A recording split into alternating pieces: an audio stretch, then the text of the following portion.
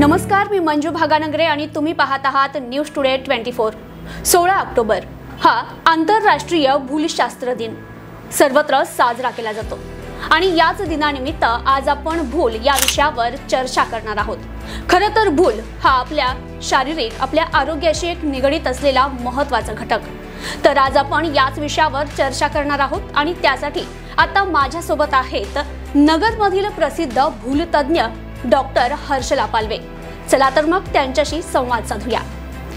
नमस्कार madam, news today 24 च्या स्टुडिओमध्ये तुमचं खूप खूप स्वागत। भूल या विषयावर आज आपण बोलणारच आहोत, पण सुरुवातीला मला तुमच्याबद्दल जाणून घ्यायला आवडेल की भूलशास्त्राकडे तुम्ही कसे वळालात, भूलतज्ञ व्हावं असं तुम्हाला का वाटलं आणि या क्षेत्रात किती वर्षापासून कार्य करतायत? MBBS करत असताना वेगवेगळ्या क्षेत्रांशी आपला परिचय होतच असतो। जसं सर्जरी आहे, मेडिसिन आहे, गायनॅक आहे, पीडियाट्रिक आहे। त्यावेळेला एक थोडीशी एक जनरल आयडिया भूलशास्त्राविषयी असते। पण जसं जसं MBBS संपल्यानंतर मी इंटर्नशिप करायला आले तेव्हा इथल्या नगरच्या सिव्हिल हॉस्पिटलमध्ये जेव्हा प्रॅक्टिस करत असताना मग आम्ही ऑपरेशन थिएटरमध्ये जायला लागलो आणि मग तिथं हे भूल दिलेले पेशंट्स पाहायला लागलो किंवा ICUमध्ये गेल्यानंतर वेगवेगळ्या पद्धतीने कसं पेशंटला मॉनिटर केलं जातं आणि ट्रीटमेंट दिली जाते हे पाहून एक मनामध्ये एक खूप कुतूहल निर्माण झालं की कसं एक भूल दिल्यानंतर आपण त्या पेशंटवर कुठलीही शस्त्रक्रिया करू शकतो आणि त्या पेशंटला अजिबात त्रास होत नाही। हे मला खूप असं औत्सुक्य वाटलं त्याच्याबद्दल आणि तेव्हापासून भूलशास्त्र ह्या विषयाबद्दल एक आवड निर्माण झाली आणि त्यामुळेच मी पुढे जाऊन भूलशास्त्र ह्या विषयामध्ये पोस्ट ग्रॅज्युएशन करण्याचा निर्णय घेतला। आणि या फील्डमध्ये किती वर्षामध्ये आता मला येऊन जवळजवळ 20 वर्ष झाली आहेत। अच्छा, बरं, आता आपण आपल्या विषयाकडे वळूयात, भूल या विषयावर।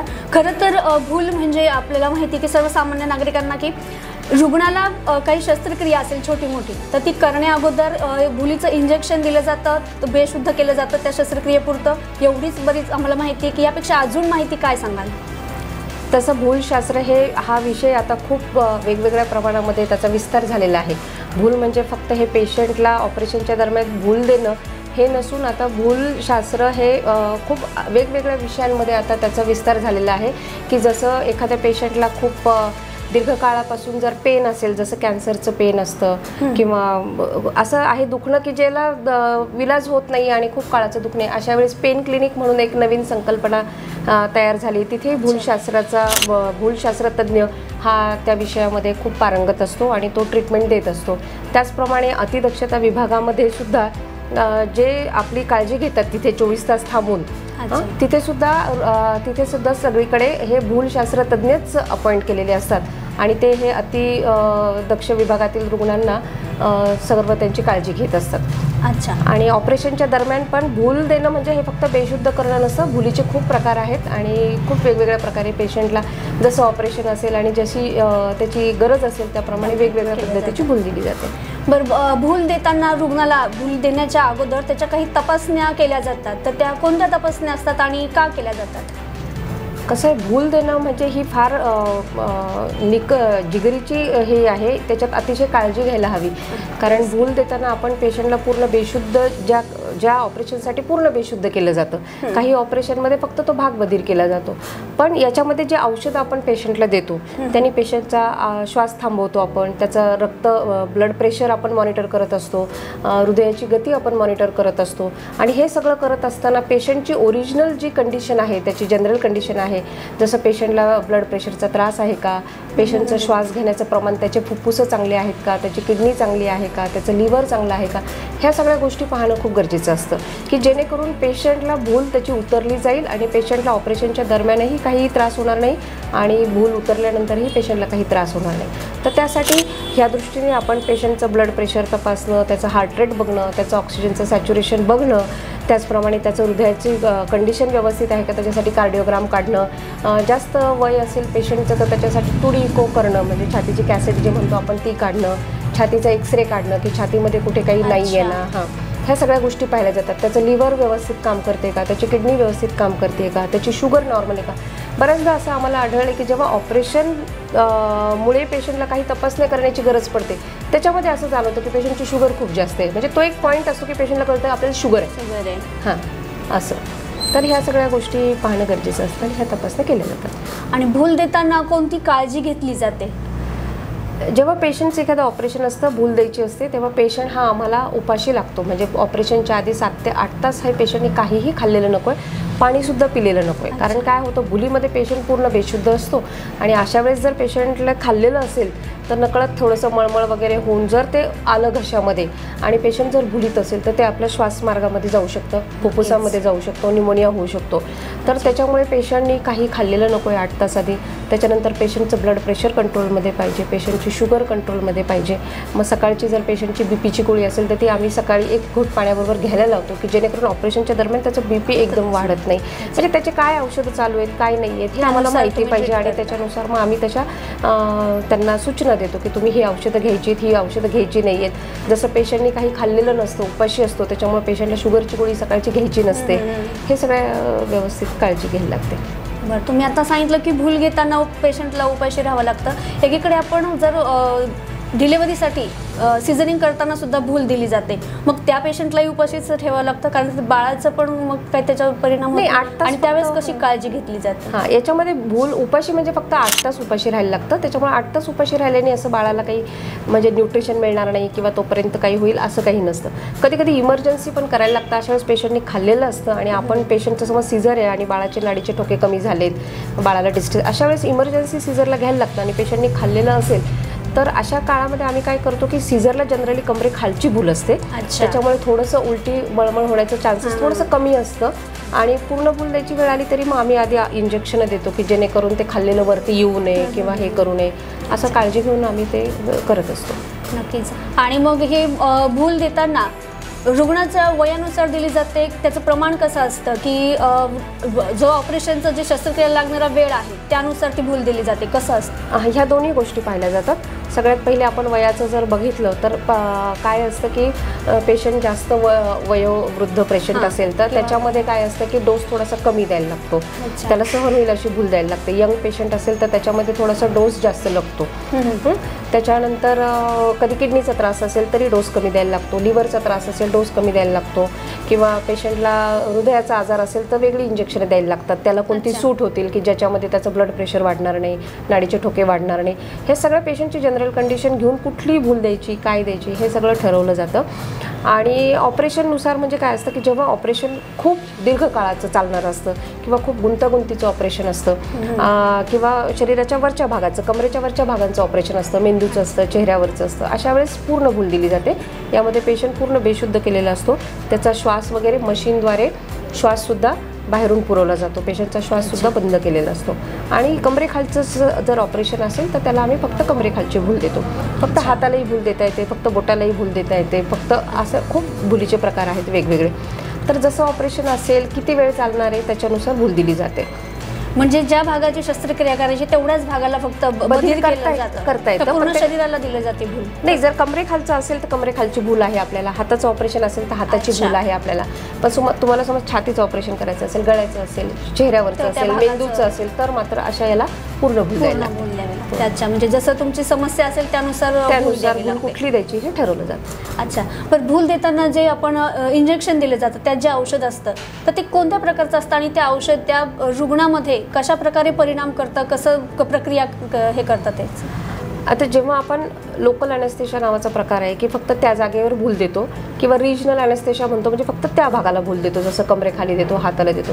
ही जी औषधे असतात ती काय करतात, त्या तिथले जे नर्व्स असतात म्हणजे ज्या नसा असतात ज्या आपल्या मेंदूला सांगतात की इथे मला दुखतंय, हे होतंय, ते होतंय, त्या नसांना ब्लॉक करतं.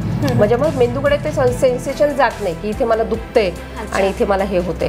तर ती जी औषध असतात ती वेगळी असतात, त्यांना आपण लोकल ॲनेस्थेटिक म्हणतो. पूर्ण भुलीचे जे इंजेक्शन असतात त्याच्यामध्ये अनेक प्रकारचे असतात. कधी कधी फक्त झोपेचं इंजेक्शन असतं, जेव्हा जागेवर पण भूल दिली जाते आणि पेशंटला थोडंसं एक गुंगीचं औषध देऊन पेशंटला शांतपणे झोपवलं जातं, म्हणजे पेशंटचं थोडंसं अँझायटी वगैरे कमी होते. ते ती फक्त झोपेची इंजेक्शन असतात. त्याच्यानंतर तुम्ही सलाईनमधून IV इंजेक्शनं देऊ शकतात ज्याच्याने पेशंट झोपून जातो आणि बेशुद्ध होतो. नंतर नाकाने श्वास घेऊन त्याला इनहेलेशनल ॲनेस्थेशिया म्हणतात, म्हणजे गॅस देऊन सुद्धा पेशंटला भूल दिली जाते. तर असे वेगवेगळ्या प्रकारचे इंजेक्शन अवेलेबल आहेत. बरं, आपण पाहिलं की भूल ही एक वैद्यकीय प्रक्रिया आहे. तर तुम्ही आता सांगितलं की ती देण्या अगोदर पेशंटला 8 तास आधी जेवायला काही खायला दिले जात नाही. पण मग शस्त्रक्रिया करण्याआधी किती तास भूल दिली जाते आणि ती शरीरामध्ये किती तास राहते, किती काळ राहते? खूप आधी भूल दिली जात नाही. भूल दिल्यानंतर शस्त्रक्रिया लगेच सुरू होते. त्याच्यामुळे एकदा सगळी तयारी झाली ऑपरेशनची की भूल दिली जाते आणि त्याच्यानंतर शस्त्रक्रिया लगेच सुरू होते. याच्यामध्ये पूर्ण भूल जी असते ती अशी लगेच दिली जाते, म्हणजे लगेच सुरू होते. तिला वेळ लागत नाही. म्हणजे एकदा भूल दिली की तुमचं 5 मिनिटात ऑपरेशन सुरू होऊ शकतो. जे आपण लोकल भूल देतो किंवा जे नर्व ब्लॉक्स असतात किंवा कमरेखालचं, ते भूल यायला थोडासा वेळ लागतो. म्हणजे 10-15 मिनटं लागू शकतात. मग त्यानुसार 10-15 मिनटं आधी ती प्रोसिजर सुरू केली जाते आणि एकदा कळालं आपल्याला की आता पेशंटला व्यवस्थित भूल आली आहे, मग ऑपरेशन सुरू होतं. पण 10-15 मिनिटाच्या पुढे जास्त वेळ भूल दिल्यानंतर थांबायची काही गरज नसते. आणि मग ती शरीरात किती वेळ राहते रुग्णाच्या? पूर्ण भूल जी असते ही जोपर्यंत ती कंटिन्युअस प्रक्रिया असते. जोपर्यंत ऑपरेशन चालतं तोपर्यंत ती भूल जनरल दिली जाते. कारण त्याच्यामध्ये आपण काय करतो, पेशंटला जी घशामध्ये नळी टाकतो, श्वास मार्गामध्ये नळी टाकतो, त्या नळीमध्ये कंटिन्युअस तुम्ही गॅसेस देत राहता. आणि जोपर्यंत तुम्ही ते गॅसेस देत राहता तोपर्यंत पेशंटला भूल राहते. तुम्ही गॅसेस द्यायचे बंद केले की हळूहळू पेशंट जागा व्हायची प्रक्रिया सुरू होते. किंवा मग सलाईनमधून पण इंजेक्शनं दिली जातात. ती इंजेक्शनं तुम्ही जोपर्यंत दिली जातात तुम्ही मॉनिटर करत असतात भूल हे, की थोडीशी भूल त्यांना असं वाटलं की केक कमी झाली तर ते लगेच थोडंसं इंजेक्शन देतात, टॉपअप देतात आणि पेशंटला भुलीमध्ये ठेवतात. बाकी जे नर्व ब्लॉक्स आहेत, म्हणजे आपण जे रिजनल ॲनेस्थेशिया म्हणतो, फक्त हात बधीर केलाय, फक्त कमरेखाली भूल दिली, त्या भुलीचं प्रमाण ठरलेलं असतं. ते 2 ते 2.5 तास ती भूल राहते. तर त्यात पेशंटच्या वयानुसार आणि पेशंटच्या कंडिशननुसार कधी कमी जास्त थोडंफार होऊ शकतं, पण अंदाजे ती भूल 2-2.5 तासाची असते. त्याच्यामुळे जेव्हा आपल्याला असं वाटतं की ही ऑपरेशन किती वेळ चालेल, अनिश्चितता असते, तेव्हा मात्र तुम्ही मग पूर्ण भूल देता. अच्छा, बरं, एखाद्या पेशंटला जर समजा भूल दिली तर ते भूल देताना भूल चढली, म्हणजे का डोस दिल्यानंतर भूल चढली किंवा ती उतरली, हे कसं कळतं? नेमकं काय त्याच्यात इफेक्ट दिसतो आपल्याला रुग्णामध्ये, काय बदल दिसतो? जेव्हा आपण एखाद्या पर्टिक्युलर भागाला भूल देतो, म्हणजे कमरेखालची भूल देतो, हाताला भूल देतो, तेव्हा आम्ही असं पेशंटला विचारतो की तुला आता हे हात हे माझा जाणवतो का, बधीर झाले का? किंवा मग सुई टोचून बघतो की तुला आता हे टोचतीये का? किंवा मग पाय उचल, आता तुझे पाय उचलले जात आहेत का? जड पडलेत का? तुला आता पायाला मुंग्या यायला लागल्यात का? किंवा मग आता पाय उचलतो का? मग तिथे कळतं आपल्याला की पेशंटला आता पाय उचलत नाहीये म्हणजे भूल आली आहे. मग त्याच्यामध्ये पण कुठल्या लेवलला भूल आली तर आम्ही थोडंसं त्यांना चिमटा घेऊन वगैरे बघतो की आता हा चिमटा जाणवतोय का, हात ठेवल्यासारखा वाटतोय का, किती प्रकारे, हे बघून आम्हाला कळतं. आणि जेव्हा पूर्ण भूल असते तेव्हा पेशंट पूर्ण बेशुद्ध होतो. पेशंटच्या डोळ्याच्या हालचाली वगैरे थांबतात, पेशंटचा श्वास थोडासा स्लो होतो आणि पेशंटचा श्वास थांबतो. मग आम्ही त्याला ते कृत्रिम श्वास वगैरे देतो आणि मग ती भूल लगेच सुरू होते. बरं, सुरू होते. आणि पण ती उतरली आहे त्याचं झालं तर कसं कळतं लगेच? म्हणजे त्याच्यात काही त्रास त्याला जाणवतो का भूल उतरताना? हा, भूल उतरताना जर पूर्ण भुलीमध्ये पेशंट असेल तर थोडासा किंचितचा हालचाल करायला सुरू करतो. अशी हलकीची हालचाल जाणवते की आता पेशंट हालचाल करायला लागतो. किंवा मग तो श्वास किंचितसा असा मध्येच एखादा श्वास घेतलेला जाणवतो की अरे पेशंटने एक श्वास घेतला म्हणजे त्याची भूल उतरतीये. किंवा पेशंट डोळे उघडायला लागतो. म्हणजे ही पूर्ण भूल जी असते जेव्हा आम्ही सगळं बंद करतो की आता पेशंटला भूल उतरवायची आहे आणि मग त्याच्यानंतर हळूहळू कळतं की पेशंट श्वास घ्यायला लागला आहे, पेशंटची डोळ्याची हालचाल व्हायला लागली, पेशंट थोडासा हात हलवतोय, थोडासा पाय हलवतोय. आणि जेव्हा कमरेखालची वगैरे भूल असते तेव्हा समज ऑपरेशनच्या दरम्यान कधी असं झालं तर मग पेशंटला असं थोडंसं पेन व्हायला लागतं की पेशंट थोडंसं म्हणतो की अरे मला थोडंसं जाणवायला लागलंय. किंवा मग पेशंट हात हलवणं, पाय हलवणं, पेशंटच्या हालचाली सुरू झाल्या की समजतं की आता ही भूल उतरायला लागली आहे. पेशंटला जेव्हा तुम्ही भूल देता तर तेव्हा असं काही तुम्हाला अनुभव आला की काही अडचण निर्माण झाली आहे, पेशंटला भूलच चढली नाही किंवा ऑपरेशन करता करताच भूल उतरली, म्हणजे असं कधी काही वेगळा एक लक्षात राहील असा काही अनुभव आलाय का तुम्हाला? हे प्रॅक्टिस करताना, तुम्ही भूलशास्त्राचा अभ्यास करताना असा लक्षात राहिलेला अनुभव काही सांगता येईल? काही असं बऱ्याचदा होऊ शकतं. जसं मी तुम्हाला म्हटलं की कमरेखालची किंवा जागेवरची जी भूल असते तिचं एक टाईम लिमिट असतं. कारण एकदा आपण ते इंजेक्शन दिलं की ती भूल तेवढी चढते, त्याच्यामध्ये परत त्याला टॉपअप करण्याचा काही चान्स नसतो. अच्छा. आणि मग अशा वेळेस त्या टाईम लिमिटमध्ये जर ऑपरेशन नाही संपलं, समज काही गुंतागुंत झाली किंवा वेळ लागला त्या सर्जरीला, मग अशा वेळेस असं होतं की त्या पेशंटची भूल उतरायला लागली. मग अशा वेळेस आम्ही त्याला बाकीचे इंजेक्शन वगैरे देऊन ते पेशंटची भूल असं मेंटेन करतो. असं होऊ शकतं. किंवा कधी कधी पेशंटला भूलच चढत नाही असं होतं की समज पेशंट तंबाखू खाणारा असेल, अशा पेशंटला थोडंसं भूल चढायला वेळ लागतो. स्मोकिंग करणाऱ्या पेशंटला कधी कधी भूल चढायला वेळ लागतो. असं होऊ शकतं. बरं, काही घटना अशाही घडलेल्या आहेत की पेशंटची भूलच उतरली नाही आणि त्यामुळे त्याचा मृत्यू देखील झाला, म्हणजे अशाही समाजात काही घटना घडलेल्या आहेत. तर त्याचं नेमकं कारण काय असतं? आता जसं मी तुम्हाला म्हटलं की पेशंटचं काय असतं की आपल्याला भूल देण्याच्या आधी सगळ्या गोष्टी पाहायला लागतात. पेशंटचं लिव्हर, किडनी, हार्ट, ब्रेनपासून सगळ्या गोष्टी आपण पाहतो. कधी कधी इमर्जन्सीमध्ये जर ह्या गोष्टी नाही पाहिल्या गेल्या किंवा पेशंटला काही असा आजार असेल छुपा जो आपल्या लक्षात नाही आला, तर अशा वेळेस कधी काही गुंतागुंत होऊ शकते. असं क्वचित घडतं, पण आम्ही सगळं पाहूनच भूल देतो. कधी कधी पेशंटमध्ये काही संप्रेरके असतात जे पेशंटच्या शरीरामध्ये कमी असतात की जे आपल्या रेग्युलर याच्यामध्ये येत नाही. जसं एक उदाहरण सांगेल मी तुम्हाला की कोलिनेस्टरेज म्हणून एक एन्झाईम असतं जे लिव्हर तयार करतं. तर ते कधी कधी 1,00,000-2 लाखात एखाद्या पेशंटमध्ये ते कमी असतं. आणि अशा पेशंटला जर तुम्ही मसल म्हणजे श्वास थांबवण्याचे, मसल रिलॅक्स करण्याचे, स्नायू शिथिल करण्याचे जर इंजेक्शन दिले तर ते एन्झाईम नसल्यामुळे त्या औषधाचा निचरा होत नाही आणि मग ते औषध दीर्घकाळ तुमच्या शरीरात राहतं. आणि पेशंट जे भूल उतरल्यानंतर म्हणजे ऑपरेशन बंद केल्यानंतर, सगळे औषधं बंद केल्यानंतर पेशंटने जे स्वतःहून श्वास घ्यायचा असतो, अशा वेळेस दीर्घकाळ असं होतं की पेशंट स्वतःचा श्वास स्वतः घेत नाही आहे. मग खूप वेळ पेशंट श्वास घेता येत नाही आहे. मग ती तपासणी करायला लागते. म्हणजे ते आता भूलतज्ञांना माहिती असतं की काय काय कारणं असू शकतात आणि मग त्या दृष्टीने तो तपास सुरू होतो. आणि मग तो तपास सुरू झाल्यानंतर जर असं कळालं की पेशंटमध्ये हे कमी आहे आणि म्हणून हे येत नाही आहे, मग ते औषध बाहेरून आपल्याला जसं ते प्लाझ्मा वगैरे असं पेशंटच्या शरीरामध्ये देऊन मग पेशंट आऊट येतो. किंवा मग तो दीर्घकाळ त्याला व्हेंटिलेटरवर ठेवावं लागतं 24 तास वगैरे. आणि मग पेशंट हळूहळू जसा निचरा होतो त्या औषधाचा तसं तो पेशंट त्या आऊट येतो. किंवा कधी कधी असंही होऊ शकतं की पेशंट खूप हाय रिस्क पेशंट म्हणतो आपण की याला भूल देणं खूपच जोखमीचे. पेशंटला ऑलरेडी हार्ट अटॅक आलेले आहेत, पेशंटला ऑलरेडी बायपास झालेले आहेत. अशा पेशंटला कधी ऑपरेशनच्या दरम्यान जर असं झालं कधी की खूप BP वाढला, खूप लो झाला, तर अशा पेशंटला ऑपरेशनच्या दरम्यान पण हार्ट अटॅक वगैरे असं येऊ शकतं आणि हे होऊ शकतं. हे खूप रेअर आहे, पण कधी कधी असं होऊ शकतं. कधी कधी पेशंटच्या शरीरात कॅल्शियम खूप कमी असतं. कॅल्शियम तर आपल्या हालचालींसाठी कॅल्शियम लागतं. म्हणजे जेव्हा कॅल्शियम खूप कमी असतं तर मग पेशंटला तितक्या ताकदीने श्वास घेता येते. मग त्याचा श्वास थोडासा शिथिल जाणवतो, हे जाणवतो. मग त्याला कॅल्शियम देऊन हे करून अशा वेळेस थोडासा वेळ पेशंटला भुलीतून बाहेर येण्यासाठी लागू शकतो. अच्छा, बरं, या भुलीचे जे डोस दिले जातात त्याचे काही दुष्परिणाम आहे का, साईड इफेक्ट आहेत का, काही होऊ शकतं का असं? भुलीच्या औषधांचे साईड इफेक्ट म्हणण्यापेक्षा भूल दिल्यानंतर आता औषधं आम्ही जी वापरतो ती ज्या पेशंटला जी औषधं सूट होणारी तीच वापरतो. कारण काही औषधं असतात त्यांनी हार्ट रेट वाढतो, म्हणजे नाडीचे ठोके वाढतात. काही औषधं असतात त्यांनी BP वाढतो. मग ती ज्या पेशंटला हे नको आहे, हार्ट रेट वाढलेला नको आहे, BP वाढले, अशा पेशंटमध्ये आम्ही ती औषधं देत नाही. भूल दिल्यानंतर पेशंटला मळमळ होणं, उलटी होणं हे होऊ शकतं. किंवा भूल उतरल्यानंतर पेशंटला अंग दुखू शकतं थोडंसं. पाठीत इंजेक्शन दिल्यानंतर पेशंटची थोडीशी काही दिवस पाठ दुखू शकते. किंवा कधी कधी पूर्ण भूल दिल्यानंतर कधी कधी पेशंटला युरिन पास करायला त्रास होतो, त्याला स्वतःहून युरिन पास करता येत नाही. मग अशा वेळेस आम्ही नळी टाकून ते तात्पुरती हे करतो, पण कालांतराने 2-4 तास झाले की पेशंटला ते सेन्सेशन येतं. भूल उतरल्यानंतर पेशंटला कधी कधी खूप थंडी वाजून येते. मग अशा वेळेस त्याच्या अंगावर ब्लँकेट टाकणं किंवा मग अशी इंजेक्शन आहेत की ती तुमची थंडी कमी करतील, हे असे. पण हे माइल्ड कॉम्प्लिकेशन आहेत, असं फार मेजर कॉम्प्लिकेशन असं भुलीच्या कुठल्या औषधाचं नाही आहे. बाकी ॲलर्जिक रिॲक्शन तुम्हाला कुठल्याही औषधाची, भुलीचीच काय अँटीबायोटिक कुठल्याही साध्या गोळीची पण ॲलर्जिक रिॲक्शन ही कोणाला कोणत्याही औषधाची असू शकते. अच्छा, बरं, अनेकांमध्ये या भुलीच्या डोसबद्दल अनेक गैरसमज पण आहे. त्याच्यामुळे अनेक जण या भुलीसाठी आपलं शस्त्रक्रिया करण्यासाठी नकार देतात, खूप भीती वाटते त्यांना. तर त्यांच्यासाठी तुम्ही काय आवाहन कराल? नाही, भुलीसाठी घाबरण्याचं काहीच कारण नाही आहे. आता भूलशास्त्र इतकं प्रगत झालेलं आहे. आता इतकी अजून आधुनिक औषधं येत आहेत की ज्यांचे साईड इफेक्ट कमी आहेत आणि आपल्याला अगदी प्रिसाईज भूल देता येते, जेवढी पाहिजे तेवढी भूल देता येते. आता पूर्वी खूप वेळ पेशंट बेशुद्ध राहायचा ऑपरेशन संपल्यानंतर. आता ऑपरेशन संपलं की पेशंट एक 5 ते 10 मिनिटामध्ये लगेच पेशंट उठतो, आपल्याशी बोलतो.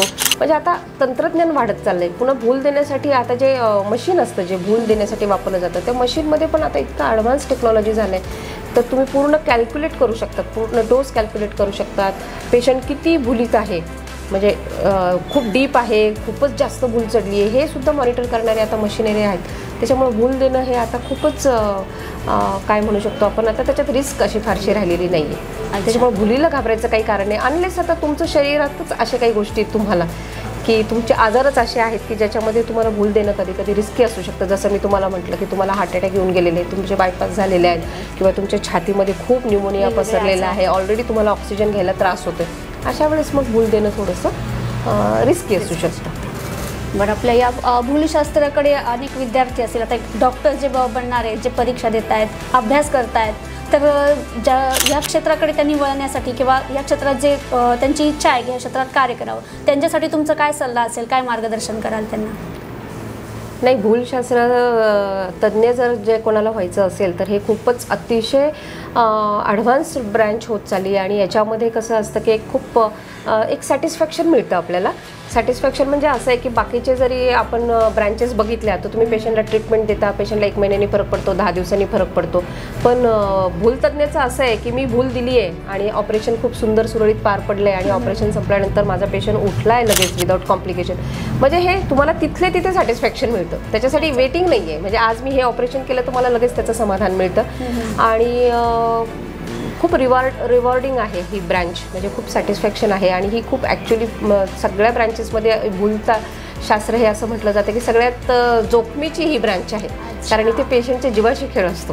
अच्छा, त्याच्यामुळे तर नक्कीच त्यांनी ह्या ब्रँचमध्ये जावं. आणि याच्यातही आता खूप ॲडव्हान्स झालेलं आहे. पिडियाट्रिक ॲनेस्थेशिया आहे की अगदी जे लहान बाळ जन्माला आलेले नवजात शिशू आहेत त्यांचे ऑपरेशन आहे, कार्डियाक ॲनेस्थेशिया आहे, नंतर तुम्ही ब्रेन सर्जरीमध्ये जर तुम्ही हे केलं तर ते वेगळे ॲनेस्थेटिक्स आहेत. पेन क्लिनिक आहे, तुम्ही स्वतःचं क्लिनिक उघडू शकता जिथे तुम्ही पेशंटला तुम्हाला जसं मी मगाशी म्हटलं की ज्यांना खूप दीर्घकाळपासून पेन आहे आणि ज्यांना वेदना त्यांच्या जात नाही आहेत अशांना तुम्ही त्या नर्वला ब्लॉक करून तुम्ही त्यांना पेन फ्री लाईफ देऊ शकता. कॅन्सरचे पेशंट अगदी शेवटी ज्यांचं आयुष्याच्या शेवटी पोहोचलेत अशांचं तुम्ही पेन घालवू शकता. ते एक सॅटिस्फॅक्शन खूप चांगलं आहे. अतिदक्षता विभाग तुम्ही ICU काढू शकता. तुम्ही अतिदक्षता विभागामध्ये जे अगदी पेशंट आहेत त्यांचं पण ट्रीटमेंट तुम्ही करू शकता. चांगल्या संधी आहेत, खूप संधी आहेत आणि खूप रिवॉर्ड आणि जॉब सॅटिस्फॅक्शन आहे. एक स्वतःला एक सॅटिस्फॅक्शन आहे की आपण खूप चांगलं काम करतो. नक्कीच भूल देणं हे वाटतं तितकं सोपं काम नाही आहे, खूप मोठी जबाबदारी आहे. रुग्णाची कोणतीही शस्त्रक्रिया करण्याच्या अगोदरपासून तर शस्त्रक्रिया झाल्यानंतर रुग्ण पूर्ण शुद्धीवर येईपर्यंतची मोठी जबाबदारी या भूल तज्ज्ञांची असते. तर आज आपण 16 ऑक्टोबर या जागतिक भूलशास्त्र दिनानिमित्त अहमदनगरमधील आपल्या नगरमधील प्रसिद्ध भूलतज्ञ डॉक्टर हर्षला पालवे यांच्याशी आपण आता संवाद साधलेला आहे. तर मॅडम, न्यूज टुडे 24च्या वतीनं तुमचे खूप खूप आभार. खूप छान माहिती दिल्याबद्दल धन्यवाद. धन्यवाद.